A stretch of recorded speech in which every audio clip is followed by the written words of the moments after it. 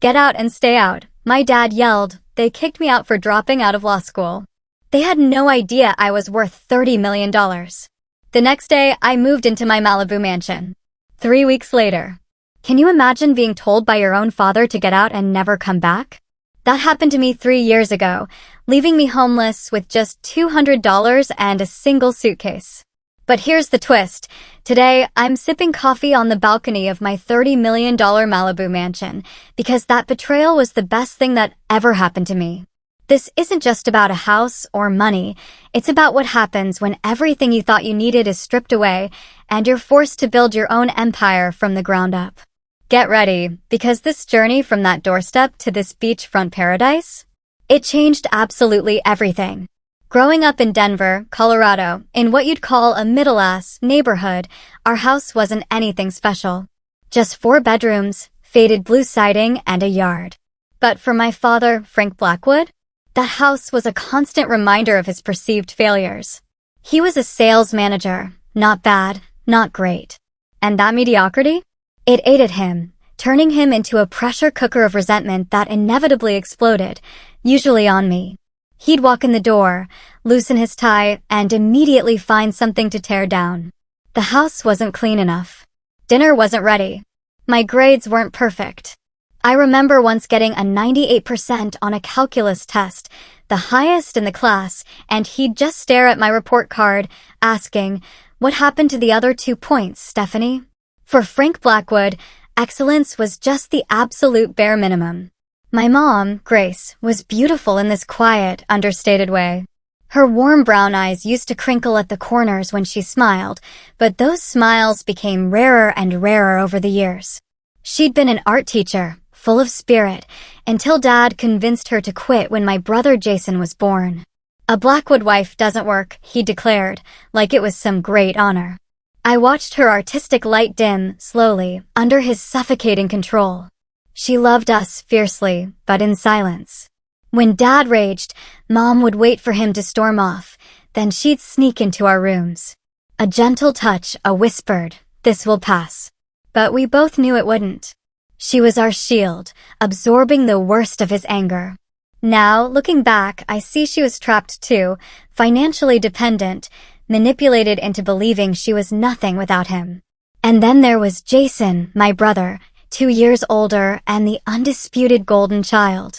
He played football, got decent grades, and most importantly, he worshipped our father. Jason followed Dad's blueprint without question. Business degree, corporate job, marrying his college sweetheart before they even knew who they were. Dad beamed with pride at Jason's every move, while somehow finding fault with everything I ever pursued. My escape came at 12, thanks to my grandma Lillian, my mom's mother, and the only person who ever dared to stand up to my father. She gave me a refurbished laptop for my birthday. Dad was furious, called it a distraction from real studies. But Grandma Lillian just held her ground, her gaze unwavering. "The girl has a mind of her own, Frank," she'd said, during one of their tense standoffs in our living room. And thank God for that. That computer became my whole world. While other kids were at the mall or watching TV, I was teaching myself to code. Simple HTML, building basic websites about astronomy or mystery novels. Then JavaScript, Python, eventually app development. The logic of coding made sense to me in a way human emotions often didn't. It was clear, your code either worked or it didn't. No mind games, no shifting expectations. Just pure, unadulterated logic. School itself came easily. I maintained a 4-point GPA without much effort, which, ironically, only made my accomplishments seem less valuable in my father's eyes. "Natural talent without hard work is wasted potential," he'd lecture, completely blind to the countless hours I spent hunched over that laptop, meticulously building the skills that would eventually make me millions. My 16th birthday still stings. I just finished my first real app, a simple tool to organize study notes and generate flashcards. It wasn't revolutionary, but I built it. From scratch. Hundreds of students at my high school were already using it.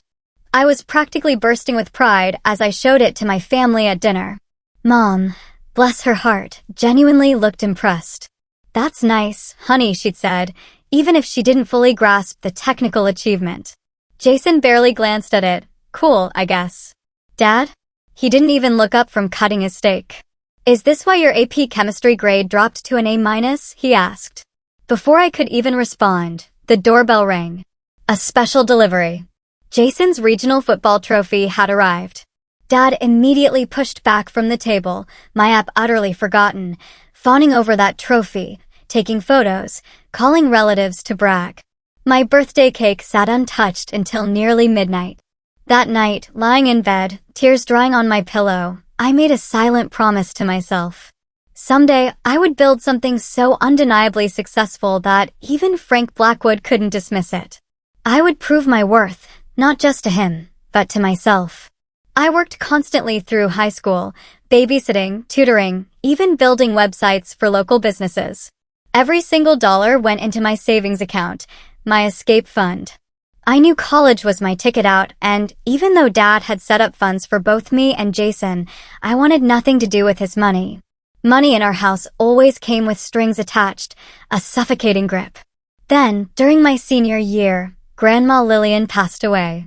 She left me $10,000 with a note that read, "Build something wonderful, Stephanie, and never let anyone clip your wings."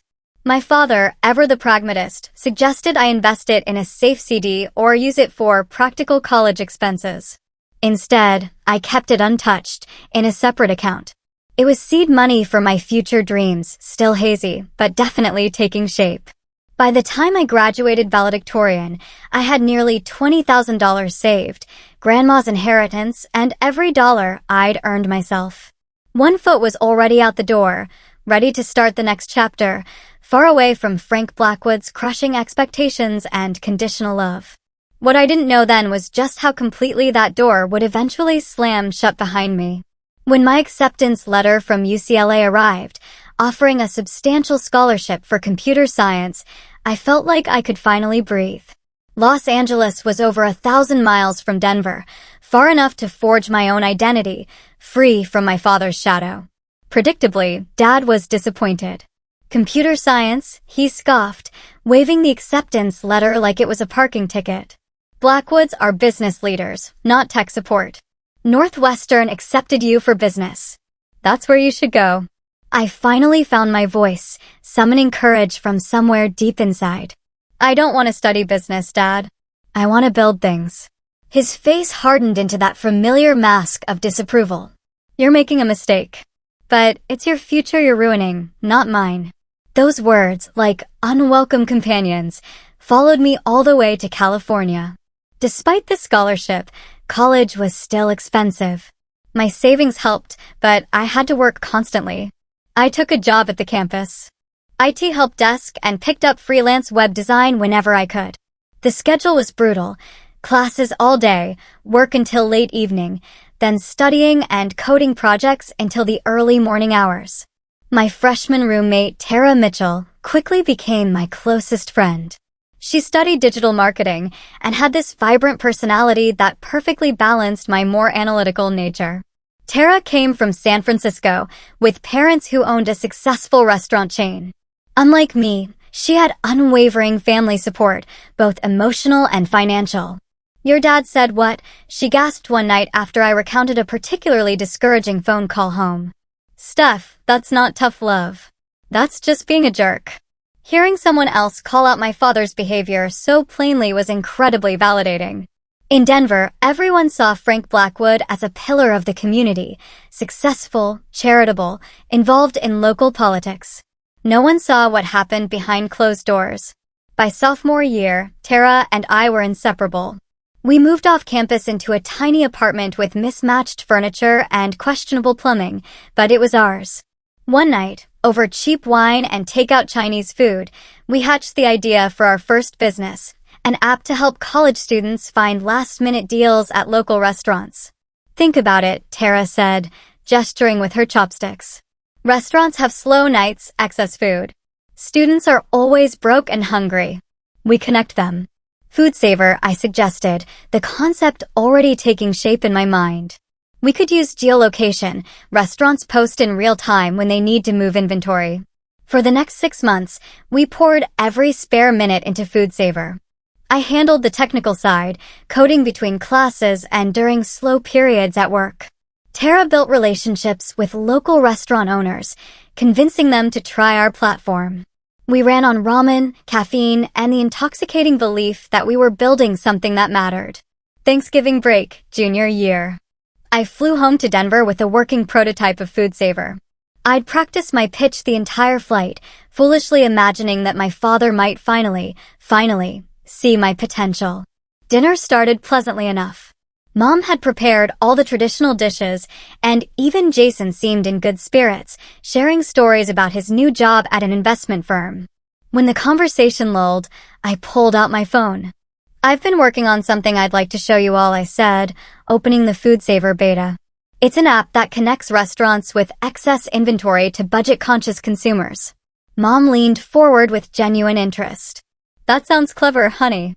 I walked them through the interface, explaining the benefits for both businesses and customers. Jason asked a few surface-level questions, and then my father cleared his throat. "So," he said flatly, "it's a glorified coupon app." "It's more than that," I started, trying to explain the broader vision of reducing food waste. But he cut me off. "Stephanie, do you know how many apps launch every day? Thousands. Most fail within months. This is exactly why I wanted you in business school. You have no understanding of market realities." My face burned with humiliation. "We've already signed up 20 restaurants near campus for the pilot." I blurted. "Small, failing restaurants, desperate for any business," he countered. "Frank," my mother interjected softly. "I think it sounds promising." He ignored her. "When this little project inevitably fails, maybe you'll finally get serious about your future." I didn't touch my pumpkin pie that night. The next morning, I changed my flight and returned to California early, vowing then and there I wouldn't share my entrepreneurial efforts with my family again until I had undeniable success to report. Back at UCLA, I threw myself into my studies with renewed determination. A professor in my advanced algorithms class, Dr. Hayden, took notice of my work. He invited me to join a small research group he was leading. Dr. Hayden was everything my father wasn't: encouraging, constructive in his criticism, and genuinely interested in helping his students succeed. "You have a gift, Stephanie," he told me after I presented a particularly innovative solution to a complex programming challenge, "but more importantly, you have grit. That combination will take you far." Under his mentorship, I flourished academically. He also connected me with an unpaid internship at Tech Forward, a rising startup developing security solutions. Unpaid meant even more hours at my paying jobs, but the experience and connections proved invaluable. Meanwhile, FoodSaver launched officially but struggled. Despite Tara's marketing efforts, we couldn't achieve the critical mass of users needed to make it viable. After 4 months, we made the difficult decision to shut it down. "I'm sorry," I told Tara the night we officially pulled the plug. "I feel like I failed us."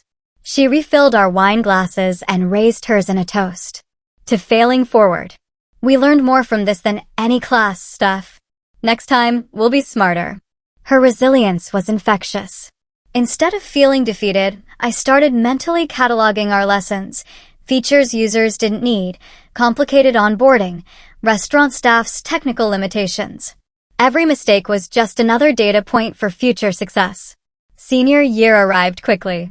I graduated with highest honors in computer science, with a minor in business administration, a small concession to my father's insistence on practical education.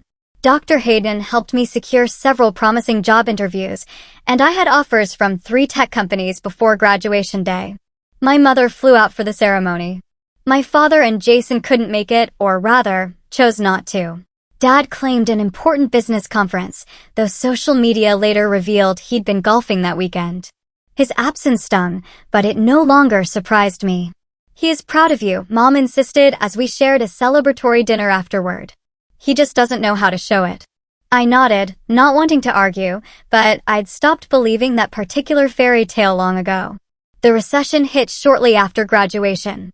2 of my job offers were rescinded as companies implemented hiring freezes. The third offered a significantly reduced salary that wouldn't even cover living expenses in Los Angeles. With my savings dwindling and student loans looming, I made the agonizing decision to temporarily move back to Denver. "It's just for a few months," I assured Tara as we hugged goodbye. "Just until the economy stabilizes." "Promise you won't let your dad crush your spirit," she replied, knowing exactly what I was walking back into. "Promise," I said. "This time, I'm going on my terms." I couldn't have known then how drastically those terms would change, or that my next exit from my father's house would be permanent. Moving back into my childhood bedroom at 22 felt like a colossal failure, despite the economic realities. I took a job at a local tech company, several rung below the positions I'd been offered before the recession, but it paid the bills and kept my skills sharp. Every evening after work, I kept developing my own projects, determined this setback would be temporary. But Dad? He immediately implemented house rules. Within days, curfew, chore assignments, mandatory family dinners. It was like he was trying to rewind our relationship to when I was 16, erasing my college degree, my adult status. I bit my tongue. I complied. Every dollar saved meant freedom coming sooner. The tension built slowly over months. Dad would make subtle digs about my career choices during dinner. I'd respond with calm facts about the tech industry's growth potential. Mom would anxiously change the subject. Jason, who visited regularly with his wife Heather, would just smirk silently at the familiar, toxic dynamic. "Technology is a bubble," Dad declared one Sunday dinner. "All these app companies with billion-dollar valuations and not a penny in profit. It's not sustainable." "Actually," I countered, unable to help myself, tech showed the strongest recovery after the recession. "The company I'm working for just posted record quarterly profits." He waved dismissively. "You're answering support calls. Hardly the cutting edge." "For now," I said. "I'm also developing my own security application. I have meetings with 2 potential investors next month." His eyebrows raised slightly, the closest he ever came to showing interest in my work. "What kind of security application?" For a fleeting moment, I felt a flicker of hope. Maybe this time would be different. I explained my concept, a user-friendly encryption system for small businesses that couldn't afford enterprise-level security solutions but handled sensitive customer data. "Sounds complicated," he said finally. "Most small business owners can barely use email. They won't understand the value." "That's exactly the problem I'm solving." I pressed, making advanced security accessible to non-technical users. He just shook his head. "You need to focus on climbing the ladder at your current job. Prove yourself there before chasing fantasies." I clenched my jaw. The familiar disappointment settled in my stomach like a stone. The catalyst, when it finally came, was something trivial. A Tuesday evening in June. I came home later than usual. A bug in my application had kept me at the office until 9 p.m. I'd texted Mom that I'd missed dinner. When I walked through the door, Dad was waiting. Sitting in his armchair, like a judge ready to pass sentence. "Your mother kept dinner waiting for an hour," he said without a greeting. I texted that I'd be late. There was an issue at work I needed to fix. "At your real job? Or your imaginary company?" His tone was razor sharp. I took a deep breath. "Dad, I'm working on something important. Something that could change everything for me." "What you're doing," he said, standing up, his voice rising, "is living in a fantasy world. You're wasting your education and your potential on pipe dreams." I'd heard it all before, but that night, something inside me snapped. I just couldn't absorb one more word of his criticism. My pipe dreams are already generating interest from actual investors. People who understand technology, who see the value in my work, even if you can't. His face darkened. "Watch your tone, young lady. As long as you live under my roof, you follow my rules." "I know, and I have been. But that doesn't give you the right to dismiss everything I'm passionate about." "Passionate?" He scoffed. "Passion doesn't pay bills. Practical career choices do. Your brother understood that. He's already being considered for a management position while you're still playing with computers." "I'm not playing with anything. I'm building a business." And comparing me to Jason doesn't work anymore. We're different people with different skills. Mom appeared in the doorway, anxiety etched across her face.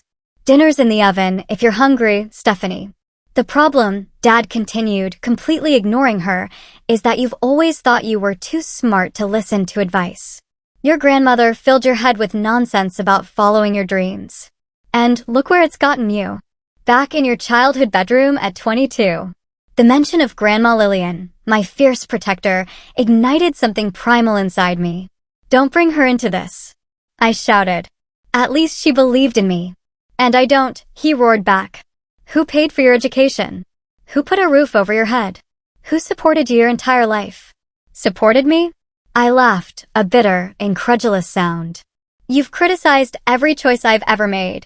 Nothing I do is ever good enough for you because you consistently make poor choices. His voice escalated further. You chose the wrong degree, the wrong career path, and now you're wasting time on a business idea that will never succeed. Jason and Heather, who had arrived for an impromptu visit, stood awkwardly in the hallway. Maybe we should come back another time, Jason suggested nervously. No, stay, Dad commanded. Perhaps your sister could learn something from your example. That was the final match to the gasoline. I don't need to learn from Jason's example. I screamed. I'm not Jason. I'm not you. And I'm done trying to meet your impossible standards. Dad's face contorted with pure, unadulterated anger. If you're so confident in your abilities, perhaps it's time you stood on your own 2 feet completely. No more safety net. Frank, Mom interjected. Let's all calm down. He ignored her. I've carried you long enough. You think you know better than everyone? Prove it. I will, I said, my voice surprisingly steady despite the adrenaline coursing through me. Not under my roof, you won't. His words came slowly, deliberately. Get out. And stay out. You're no daughter of mine. The room fell silent. Mom's hand flew to her mouth, her eyes wide with shock. Jason looked down at his feet, shamefaced. Heather, to her credit, looked absolutely horrified. Frank, you don't mean that, Mom whispered, tears already streaming. I do, he said, never taking his eyes off me. She wants independence. She's got it. Tonight. I stood perfectly still, absorbing the full impact of his words. The pain was breathtaking, a physical ache radiating from my chest. But beneath that pain, something utterly unexpected bloomed. Relief. The pretense was over. The conditional love had finally shown its true, ugly face. Fine, I said quietly. I'll pack my things. Stephanie, no. Mom pleaded, rushing towards me. Frank, stop this right now. But it was too late. Something had broken between us, something that couldn't be repaired with apologies or time. I walked upstairs to my room, pulled out my largest suitcase, and began methodically packing essentials. Clothes, toiletries, my laptop and equipment, important documents. The rest, childhood mementos, books, old photos, would have to stay behind. Mom appeared in my doorway, frantic. Don't go. He'll calm down. He always does. I zipped the suitcase closed. This isn't about his anger, Mom. This is about me finally accepting that nothing I do will ever be enough for him. And I can't live like that anymore. Where will you go? She asked, her voice small, trembling. I'll figure it out. I hugged her tightly, trying to memorize the smell of her perfume, her warmth. I'll be okay. I promise. Jason stood awkwardly in the hallway as I dragged my suitcase downstairs. This is crazy, he mumbled. Just apologize and wait until tomorrow. I shook my head. There's nothing to apologize for. Dad sat in his armchair, pretending to read the newspaper. He didn't even look up as I walked past. His silence was the final, devastating confirmation. His ultimatum wasn't a momentary rage, but a deliberate, calculated severing. At the door, I turned back one last time. Mom, I'll call you soon. Dad, I paused, searching for parting words that wouldn't haunt me later. Finding none, I simply said, goodbye. The door closed behind me with a definitive, chilling click. I stood on the porch of my childhood home, one suitcase containing all my worldly possessions, $230 in my checking account, and absolutely no idea where I would sleep that night. I made it to my car before the tears came, hot and stinging. Fumbling with the keys, I finally got the engine started, only to hear an ominous grinding sound. The check engine light, which I'd been ignoring for weeks, glowed ominously on the dashboard. I managed to drive 6 blocks before the car shuttered and died completely. Sitting in my dead car on a darkening street, I just laughed through my tears. What a perfectly catastrophic end to a perfectly catastrophic day. Then I pulled out my phone and called the one person I knew would answer. Tara, it's Stephanie. I need help. The first few nights after being kicked out remain a blur. Tara immediately sent me money for a plane ticket to Los Angeles, but with my car broken down, I had to spend that first night in a cheap, dingy motel near the Denver airport. I remember sitting on the edge of the sagging mattress under the harsh fluorescent light, taking inventory of my new reality. My laptop was safe, my professional documents, and after the plane ticket, just over $100 to my name. My car, still abandoned 6 blocks from my parents' house. Was it even worth fixing? My apartment lease in Los Angeles had long since expired. Student loans were coming due. No permanent address. The magnitude of starting completely over at 22 was utterly overwhelming. I allowed myself exactly 1 hour of panic and tears that night. 1 hour. Then I washed my face, opened my laptop, and began making plans. By the time I landed in Los Angeles the next day, I had sent out 15 job applications, emailed Dr. Hayden about potential opportunities, and researched the cheapest short-term housing options in the city. Tara was waiting at the airport, wrapping me in a hug before I could even set down my suitcase. "You're staying with me until you figure things out," she insisted as we drove to her apartment. No arguments. Tara's studio apartment was barely big enough for one person, let alone two, but we made it work.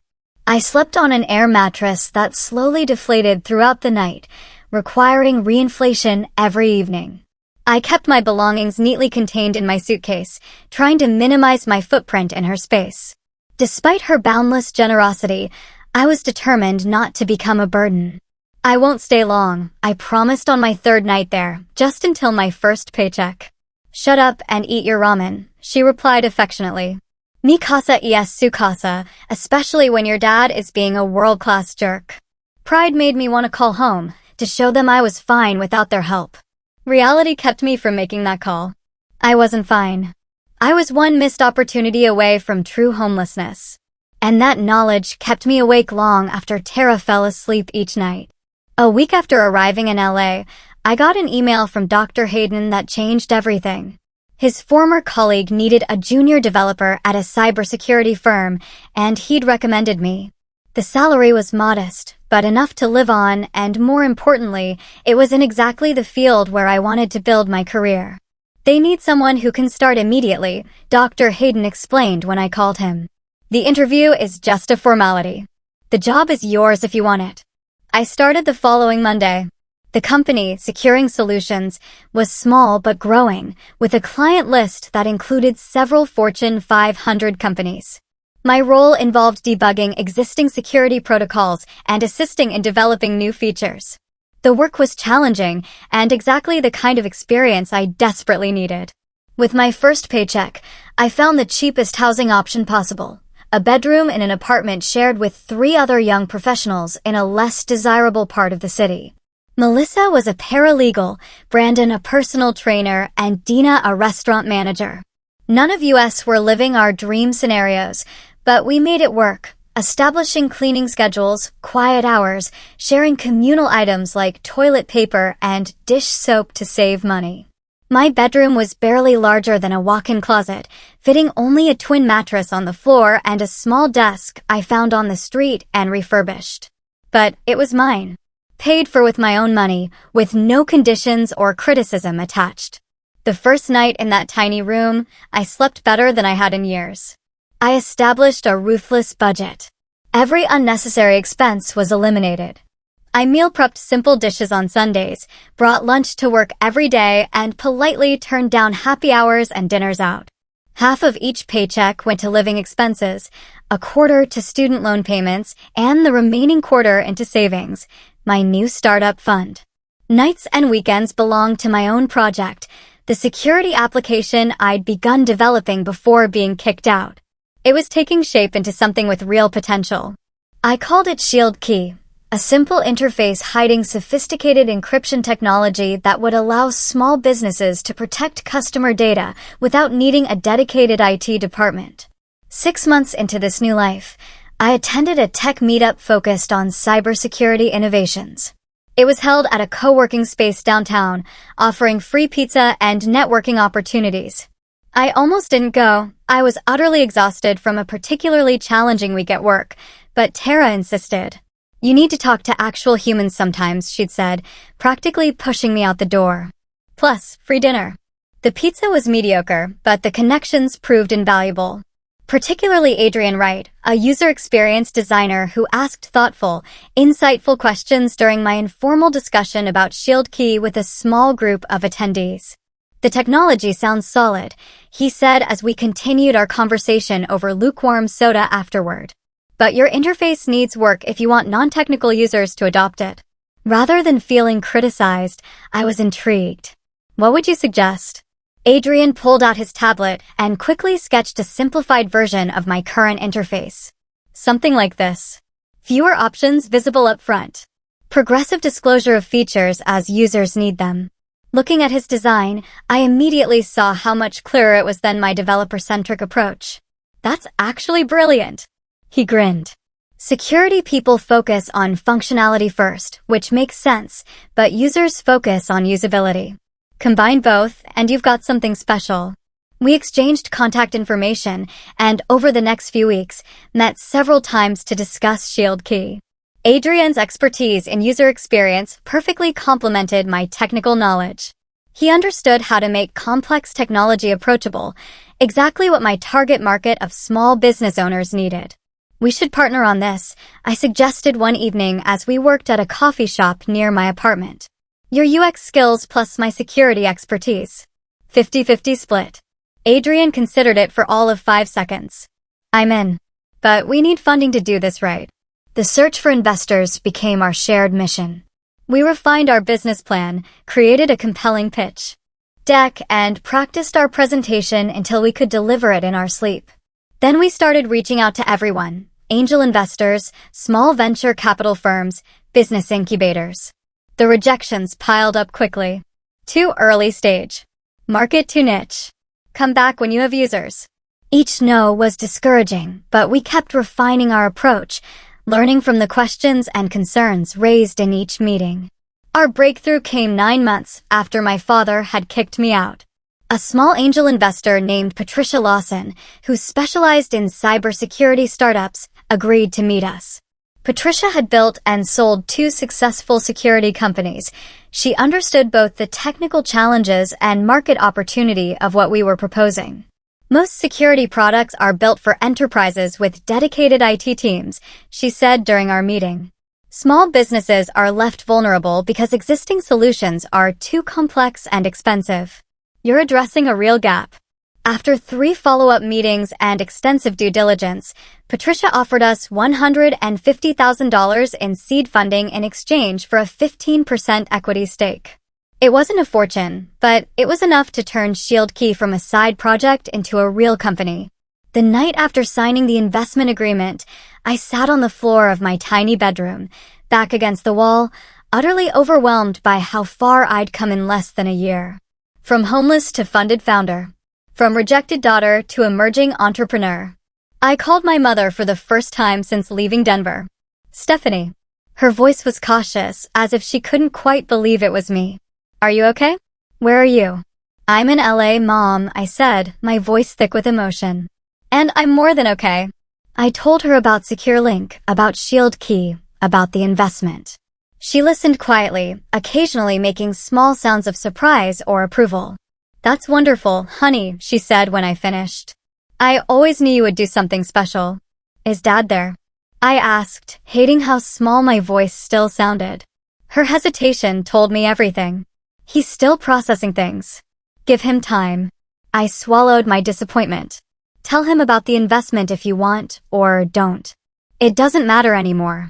But it did matter. Despite everything, some childish part of me still wanted his approval. Still wanted him to say he had been wrong about me. I just wasn't willing to sacrifice my self-respect to get it anymore. With funding secured, Adrian and I took the leap. We both quit our jobs to focus on ShieldKey full-time. We rented a small office in a startup incubator space, hired a part-time developer, and began courting our first beta customers. The next 18 months were the most intense of my life. 16-hour days were the norm. I moved to an even cheaper apartment to stretch our runway. I learned about sales, marketing, accounting, human resources, all the aspects of business my father had claimed I was ignoring. Every decision, every dollar spent, was scrutinized. The pressure was immense, but unlike the suffocating pressure from my father, this was pressure with purpose. We were building something real. Our beta launch with 15 small businesses went surprisingly well. The feedback was overwhelmingly positive, with users particularly praising the intuitive interface Adrian had designed. We fixed bugs, enhanced features, and prepared for a wider release. Patricia introduced us to her network of security professionals and potential clients. Slowly, our user base grew. By the 18-month mark, we had over 300 paying customers, still small, but growing steadily and generating enough revenue to extend our runway. Then came the moment that changed everything. A well-known tech blogger with a focus on cybersecurity reviewed ShieldKey, calling it the security solution small businesses have been waiting for, and praising its impressively sophisticated technology hidden behind an interface my grandmother could use. The article was picked up by larger tech publications, and suddenly, our growth curve wasn't linear anymore. It was exponential. Within 2 months of that review, we had over 2,000 customers and were generating enough revenue to hire 3 more employees. 6 months later, we hit 10,000 customers and moved to larger offices. Adrian and I were no longer doing everything ourselves. We had a team of 15 passionate people helping build our vision. 1 year after the review, we reached a milestone I had only dreamed about: $1 million in annual recurring revenue. ShieldKey had transcended from struggling startup to viable business, and the industry was taking notice. The first acquisition offer came on a Tuesday morning. I was in the middle of a team meeting when my phone buzzed with an email from the VP of Business Development at Data Fortress, one of the largest enterprise security companies in the world. They wanted to discuss potential strategic opportunities. I showed the email to Adrian after the meeting, trying to contain my excitement. This could be nothing, right? Maybe they just want to partner on something. Adrian's eyebrows shot up. Or they want to buy us. Data Fortress doesn't partner with companies our size. They acquire them. The meeting was scheduled for the following week at their headquarters in San Francisco. Adrian and I spent every spare moment preparing, researching their recent acquisitions, analyzing their product gaps that ShieldKey might fill, and debating what our company might be worth to them. The Data Fortress offices were everything our scrappy startup space wasn't: sleek, modern, with floor-to-ceiling windows offering panoramic views of the bay. We were escorted to a conference room where 4 executives in perfectly tailored suits waited. "We've been watching ShieldKey with interest," their VP began after brief introductions. "Your penetration in the small business market is impressive. We've struggled to reach that segment effectively." What followed was 2 hours of detailed discussion about our technology, customer base, and team. They asked pointed questions about our growth projections and competitive landscape. We answered honestly, but strategically, highlighting our strengths without revealing all our future plans. Finally, the CEO joined us. Martin Green was known for building Data Fortress from a small security consulting firm into a publicly traded company worth billions. He didn't waste time on small talk. "We'd like to acquire ShieldKey," he stated plainly. "We believe it would complement our enterprise offerings and give us entry into a market segment we've failed to capture." My heart raced, but I kept my expression neutral. "We're not actively seeking acquisition," I managed to say. "Everyone has a number," he replied with a slight smile. "Ours is $2 million. It took every ounce of self-control not to react visibly. $2 million would change my life completely. I could pay off my student loans, buy a house, finally have the financial security I'd never known. But looking at Adrian's carefully blank expression, I knew we were thinking the same thing. It wasn't enough. We appreciate the interest, I said carefully, but we believe Shield Key has significant growth ahead. $2 million doesn't reflect our current value, let alone our future potential. Martin nodded, unsurprised. Think about it. The offer stands for 2 weeks. On the flight back to Los Angeles, Adrian and I dissected every moment of the meeting. $2 million is insulting, he said. We're already generating close to $1 million in ARR, growing at over 20% month over month. I agreed.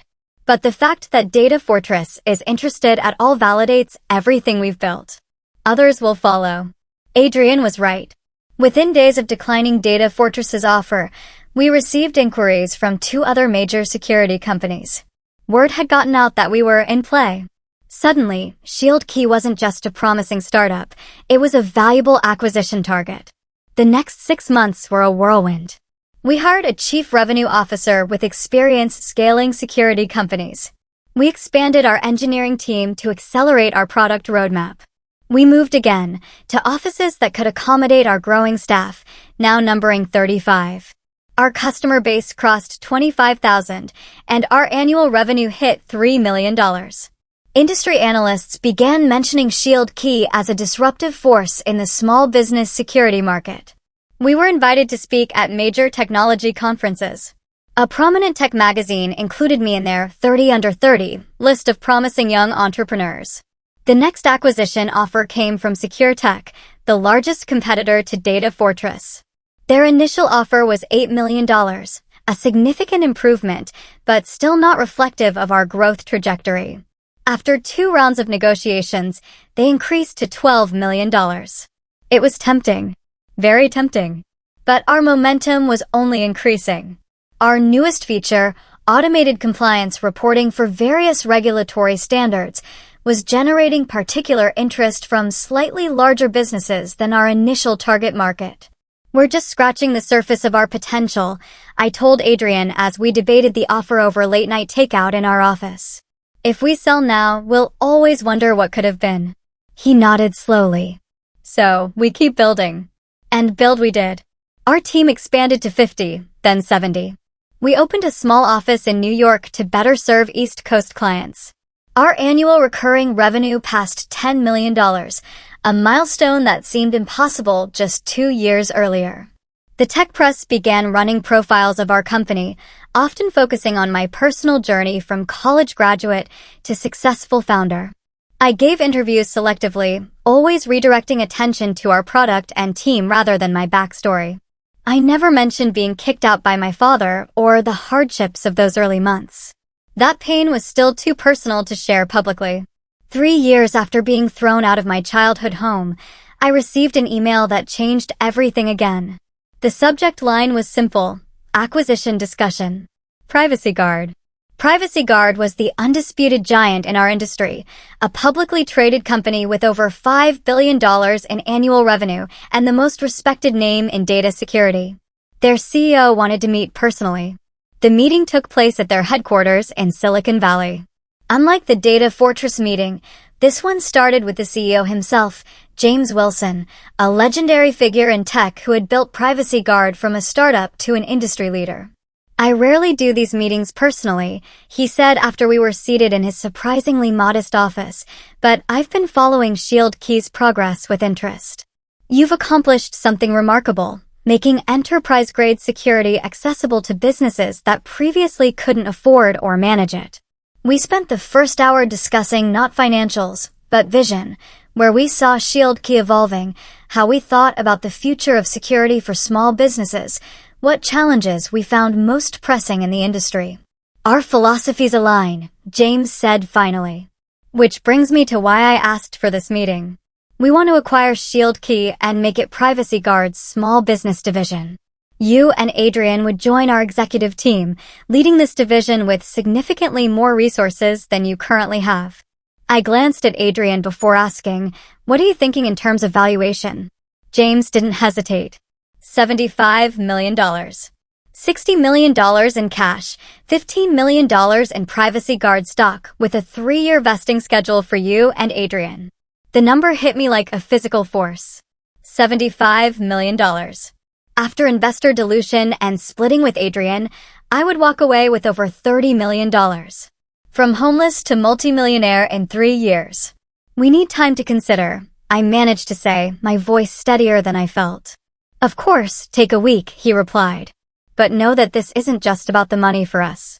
We believe ShieldKey fills a crucial gap in our product lineup, and your team's expertise would be invaluable as we expand in this market. The flight back to Los Angeles was quiet. Both Adrian and I were lost in our thoughts. The magnitude of the offer was difficult to process. We'd built ShieldKey from nothing into something valued at $75 million. After extensive discussions with our board, our lawyers, and each other, we decided to accept Privacy Guard's offer. The acquisition would give our technology the reach and resources to help far more businesses than we could achieve independently. Our team would remain intact, and Adrian and I would have the opportunity to continue leading our vision, but with vastly more support. The day the acquisition closed, I sat alone in my office after everyone had left for the celebration party. I opened my banking app and watched as my portion of the proceeds, $32 million after all deductions, appeared in my account. The number seemed surreal, disconnected from reality.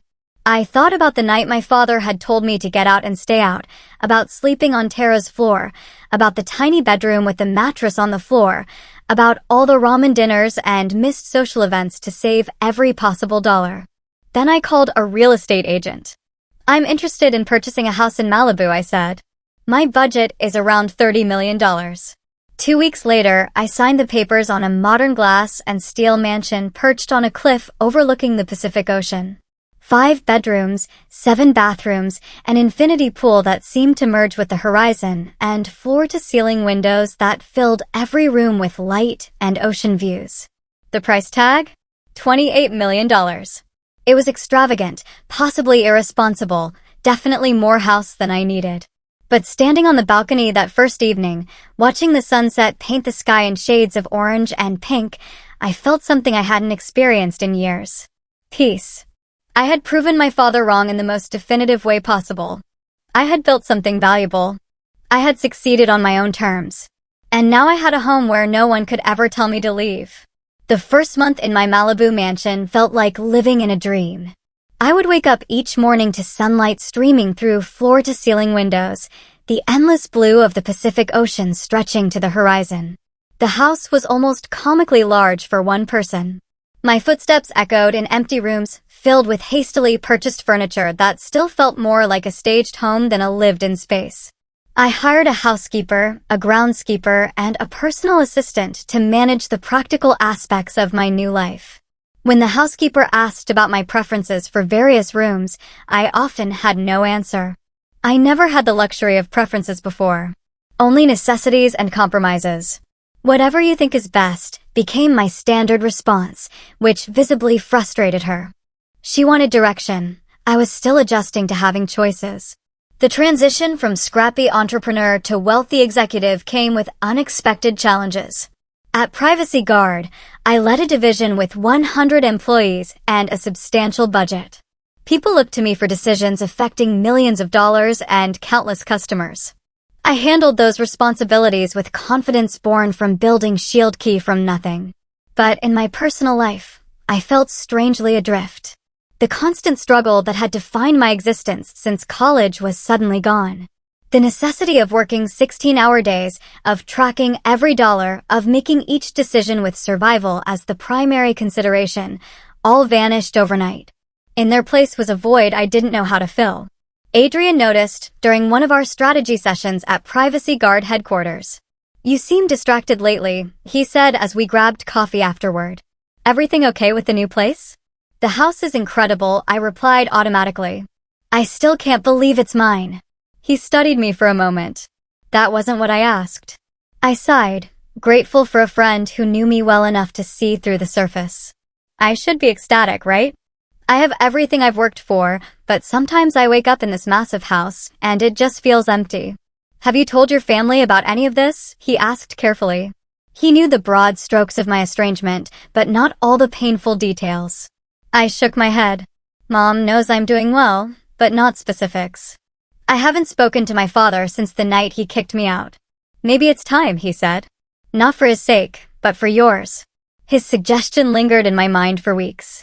I maintained minimal contact with my mother through occasional phone calls, always brief and focused on surface-level updates. She knew about Shield Key's success in general terms, but not about the acquisition or my new wealth. I'd asked her not to share even those limited details with my father, though I suspected she had. Jason had reached out once, shortly after a tech publication ran a profile mentioning Shield Key's rapid growth. His message was awkwardly congratulatory, with an undercurrent of surprise that suggested he'd shared our father's doubts about my path. I'd responded politely but briefly. 3 months after moving to Malibu, I received an unexpected email from my father. The subject line was simply, "Congratulations, Stephanie." The body read, "Your mother showed me the article about your company's acquisition. Impressive accomplishment. Would like to reconnect when you're next in Denver, Dad." No apology. No acknowledgement of our estrangement or his role in it. Just a curt note that managed to be both congratulatory and demanding at once. Classic Frank Blackwood. I didn't respond immediately. Part of me wanted to ignore it completely, to let him feel a fraction of the rejection he'd inflicted on me. Another part, the wounded child still seeking approval, wanted to reply immediately, detailing every success, every validation that proved how wrong he'd been. Instead, I forwarded the email to my therapist, another luxury my new wealth afforded, with a simple question: how do I handle this? Dr. Brennan had been helping me process the complex emotions surrounding my family relationships and sudden wealth. Her response was thoughtful. Consider what you want from any potential reconnection. Closure, reconciliation, vindication? Be clear about your objectives before deciding. What did I want? The question consumed me for days. Revenge felt petty. Complete reconciliation seemed impossible given my father's ingrained personality. Perhaps closure was the most realistic goal, a chance to redefine our relationship on more adult terms, now that I was no longer financially or emotionally dependent on his approval. After careful consideration, I replied, "Thank you for the congratulations. I'll be in Denver next month for a conference and could meet for dinner. Please let me know if that works for your schedule." The dinner was arranged at an upscale restaurant downtown, neutral territory. I flew to Denver a day early to prepare mentally, checking into a luxury hotel rather than staying at my childhood home. The message was subtle but clear. I was a visitor now, not a daughter seeking readmission to the family. Seeing my parents again after 3 years was jarring. Dad looked older, his hair now completely gray, his posture slightly stooped. Mom seemed smaller somehow, her smile anxious as she hugged me tightly in the restaurant lobby. Jason and Heather joined us, adding to the family reunion atmosphere that felt both familiar and utterly foreign. "You look well," Dad said as we were seated, his eyes taking in my tailored designer dress and the subtle indicators of wealth I hadn't even realized I'd adopted, the expensive watch, the confident posture of someone who no longer feared financial insecurity. "Thank you," I replied. "Work keeps me busy, but I enjoy it." The conversation that followed was a masterclass in emotional avoidance. We discussed safe topics, the restaurant's menu, Denver's changing skyline, Jason's recent promotion. No one mentioned the night I'd left or the years of silence that followed. Until dessert, when Dad cleared his throat and adopted the authoritative tone I remembered from childhood lectures. "Your company's acquisition was quite an achievement. $75 million, according to the business press." I nodded, maintaining eye contact. "Yes, Shield Key grew faster than even we anticipated." "I always knew you had that kind of drive," he continued, as if rewriting history. "Gets it from me, I suppose. That determination to succeed no matter what." Mom shifted uncomfortably. Jason suddenly became very interested in his cheesecake. Heather looked between us with wide eyes. The old Stephanie would have let it pass, would have accepted this reframing to keep the peace. But I wasn't that person anymore. "Actually," I said calmly, my voice cutting through the facade, "I succeeded despite being told repeatedly that I would fail, that my ideas weren't practical, that I was wasting my potential." Dad's expression tightened. "I was tough on you because I wanted you to be prepared for the real world. Looks like it worked. Is that how you remember it?" I asked, my voice steady, unwavering. Because I remember being told to get out and stay out. I remember having nowhere to go and almost nothing to my name. I remember building my company without a safety net because you removed it. The table fell silent. Mom's eyes filled with tears. Jason stared at his plate. That was an unfortunate misunderstanding, Dad said stiffly. I never intended, it wasn't a misunderstanding, I interrupted. It was a defining moment. And while I don't thank you for it, I acknowledge that it forced me to rely completely on myself. So, in a way, you were right. I did learn from your example. I learned exactly what kind of parent, what kind of person I never want to be. I placed my napkin on the table and stood. Thank you for dinner. Mom, I'll call you tomorrow. I think I need some air. Outside the restaurant, the cool Denver evening air helped calm my racing heart. I hadn't planned to be so direct, but hearing him attempt to co-opt my success as validation of his parenting had triggered something primal. My phone buzzed with a text from Jason. That took guts. He needed to hear it. Call me tomorrow. Unexpected tears pricked my eyes. Perhaps I wasn't as alone in my perspective as I thought. Back in Malibu, the confrontation with my father triggered a cascade of emotional aftershocks. I experienced my first panic attack in my palatial living room, gasping for breath on a couch that cost more than my entire first year's salary at SecureLink. The irony wasn't lost on me, having everything I'd worked for and still feeling like I was drowning. Dr. Brennan helped me recognize that financial success, while validating, hadn't healed the deeper wounds of conditional love and rejection. Your father's approval was the currency you sought your entire life, she explained. Now you have literal currency beyond imagination, but that emotional currency is still missing. It creates a cognitive dissonance. The healing process wasn't linear. There were days when the emptiness of my beautiful house felt overwhelming. Other days when the view of the ocean filled me with genuine peace and gratitude. Gradually, I began to make the space truly mine. Replacing generic furnishings with pieces that reflected my personal taste, converting one of the unused bedrooms into a home office where I could work on new ideas. I established the Blackwood Foundation, focused on supporting young women in technology with mentorship and seed funding. The foundation gave purpose to my wealth beyond personal comfort, allowing me to create the support system I wished I'd had during those early struggling days. 6 months after the Denver dinner, my mother visited Malibu alone. Seeing her reaction to my home, the genuine happiness in her eyes as she explored each room, helped me see my success through a different lens. Not as vindication against my father, but as an achievement worth celebrating for its own sake. I always believed in you, she said as we sat on the terrace watching the sunset, even when I didn't stand up to your father the way I should have. I hope you know that. I know, Mom, I replied, and was surprised to realize I truly meant it. Her failings as a protector didn't negate her love, complicated as it was by her own limitations. She stayed for a week, longer than we'd spent together since I left for college. In that time, we began rebuilding our relationship as adults, not mother and dependent daughter, but two women with a shared history and genuine affection. Jason and I reconnected as well, our adult relationship healthier than our competitive childhood dynamic. He visited with Heather and their newborn son, my nephew Thomas. Holding that tiny human, I felt a fierce determination that he would never experience the conditional love that had shaped my childhood. My father remained distant. Our contact limited to occasional emails and brief phone conversations on holidays. I accepted that a meaningful relationship might never be possible given his inability to acknowledge his role in our estrangement. That acceptance, painful as it was, brought its own kind of peace. 3 years after acquiring my mansion, I no longer felt like an imposter in my own life. The house had become a true home, filled with memories of friends gathered around my dining table. Of quiet mornings watching dolphins play in the distance.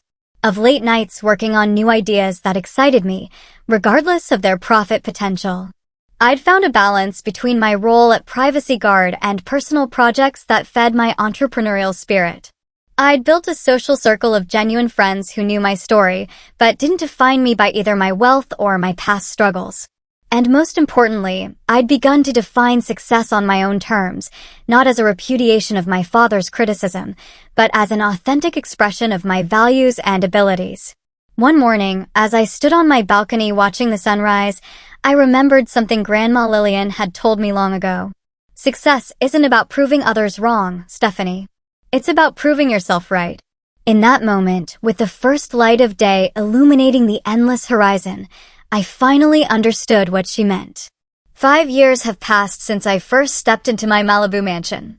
5 years since the acquisition that transformed me from struggling entrepreneur to wealthy executive. The journey from that painful night when my father threw me out to where I stand today continues to shape every aspect of my life, though in ways I never could have anticipated. My professional life evolved significantly after the initial 3-year commitment to Privacy Guard ended. While the experience had been valuable, I deeply missed the autonomy and creative freedom of running my own company. With the financial security to take risks, I launched a new startup focused on educational technology, creating affordable, accessible cybersecurity training for schools and nonprofits. EdSecure combines my technical expertise with a mission that feels deeply personal. Growing up with limited access to technology education showed me how crucial these skills are for future opportunities. We price our products on a sliding scale, making enterprise-level security training available to organizations with limited budgets. After 2 years, we're serving over 5,000 schools nationwide with a team of 40 passionate employees who share my vision. My relationship with Adrian remains one of my most valued professional partnerships. Though we went separate ways after Privacy Guard, he launched a successful UX design consultancy. We still meet monthly to bounce ideas off each other and provide honest feedback. His perspective helped shape EdSecure's user-friendly interface, making complex security concepts accessible to non-technical educators. Personally, the most unexpected change came in the form of Michael Chin, who I met at a technology education conference in San Francisco. As the founder of a nonprofit focusing on bringing STEM education to underserved communities, his passion and integrity impressed me immediately. Unlike previous relationships where my success or wealth became a complicating factor, Michael was secure in his own purpose and accomplishments. Our relationship developed slowly, friendship first, then a deeper connection. He was the first person I brought home who made my massive house feel appropriately sized, filling it with laughter and warmth. After 2 years together, he moved in, bringing his collection of vintage science fiction novels and a habit of making elaborate Sunday breakfasts that we eat on the terrace, regardless of the weather. "Your success is part of you, not all of you," he told me once when I worried about the imbalance our financial situations might create. I fell in love with Stephanie the person, not Stephanie the millionaire. The healing process with my family continues to evolve in complex ways. My mother and I have built a new relationship based on mutual respect rather than the dysfunctional dynamics of my childhood. She visits frequently, has developed a close bond with Michael, and has even begun painting again, her passion that was sidelined during her marriage. Watching her reclaim her creativity in her 60s has been one of my greatest joys. Jason and I have grown surprisingly close. The competitive dynamic our father fostered between us dissolved once we were both free to define success on our own terms. He eventually left the investment firm where he'd been following our father's prescribed path and started a sustainable construction company that better aligned with his personal values. Our conversations now are supportive rather than comparative, focused on helping each other thrive rather than measuring who's ahead. My father remains the most complicated relationship in my life. After several strained attempts at reconciliation, we settled into a distant but civil connection. He's never apologized for kicking me out. I've accepted he likely never will. But he has made small gestures of acknowledgement, a clipping of an article about EdSecure sent by mail, an email congratulating me on an industry award. Brief, surface-level interactions that acknowledge my existence without breaching the emotional walls between us. Last Christmas, I invited my entire family to Malibu, my first time hosting a family holiday. Dad accepted, which surprised everyone, including himself perhaps. The visit was awkward at times, but also revealed glimpses of the man beyond the stern patriarch I'd grown up with. Watching him play with Jason's children on the beach, I saw a momentary softness I'd rarely witnessed in childhood. "Your house is quite something," he said on the last night as we stood on the balcony after everyone else had gone to bed. "You've done well for yourself." "Thank you," I replied, accepting the closest thing to approval he could offer. "I still think business school would have been a more direct path," he added, unable to resist a small criticism. I smiled, no longer wounded by his inability to fully embrace my choices. "Maybe, but this was my path." He nodded, and we stood in silence, watching the moonlight on the ocean, not reconciled, not healed, but at peace with our differences in a way that would have seemed impossible 5 years ago. One of the most meaningful aspects of my journey has been the opportunity to mentor young women facing similar family pressures around their career choices. Through the Blackwood Foundation, I've worked with dozens of aspiring female entrepreneurs, providing not just funding, but the emotional support and validation I lacked at their stage. Lily Ramirez, our first grant recipient, recently sold her healthcare application to a major medical technology company. At the celebration dinner, she raised a toast that brought tears to my eyes. To Stephanie, who believed in me when my own family said tech wasn't for girls from East LA. "You didn't just fund my company. You showed me what was possible by living it yourself." Her words crystallized something I've come to understand. Our greatest impact often comes not from our direct achievements, but from how they create possibility in others' minds. Last month, I visited Grandma Lillian's grave in Denver for the first time since her funeral. I brought yellow roses, her favorite, and sat beside the simple headstone for over an hour. I told her about the mansion, about EdSecure, about Michael, and the foundation. I thanked her for the computer that started everything, but more importantly, for being the one person who saw me clearly when I couldn't yet see myself. "You were right," I whispered before leaving. I did build something wonderful. The lessons of my journey continue to reveal themselves daily. I've learned that resilience isn't just about surviving hardship, but about maintaining your core self through both struggle and success. That true wealth isn't measured in square footage or bank balances, but in relationships that celebrate your authentic self. That sometimes the people who should love you most fail spectacularly, and that's about their limitations, not your worthiness. Most importantly, I've learned that being told to get out and stay out, while devastating in the moment, forced me to find my own path in ways that comfort never would have. The mansion isn't a victory over my father's rejection. It's a testament to the strength I found when that rejection pushed me to rely completely on myself. The view from my terrace still takes my breath away, especially at sunrise when the entire ocean seems illuminated from within. But now I understand that the peace I feel watching those sunrises comes not from what I own, but from who I've become. Someone who finally believes in her own worth, regardless of external validation or criticism. If there's one message I could share with anyone facing rejection or family wounds similar to mine, it's this: the people who can't see your value don't determine your worth. Their limitations aren't your destiny. The path forward may be harder without their support, but the strength you'll develop by relying on yourself will carry you further than their approval ever could. Life will always contain both pain and beauty. True resilience isn't avoiding the pain. It's learning to build a meaningful life that encompasses both, using even the deepest hurts as foundation stones for something authentic and purposeful. Have you ever experienced a rejection that ultimately pushed you towards something better, or found strength in yourself that you didn't know existed until circumstances forced you to find it? Share your story in the comments below. Our collective journeys of resilience can inspire others who might be in that painful, kicked out stage right now. Don't forget to like this video, subscribe to my channel for more stories of transformation, and share with someone who might need to hear that their current struggles could be the foundation of future strength. Thank you for listening to my story, and remember, sometimes the door that closes behind you is opening the way to a view you never imagined possible. Take care.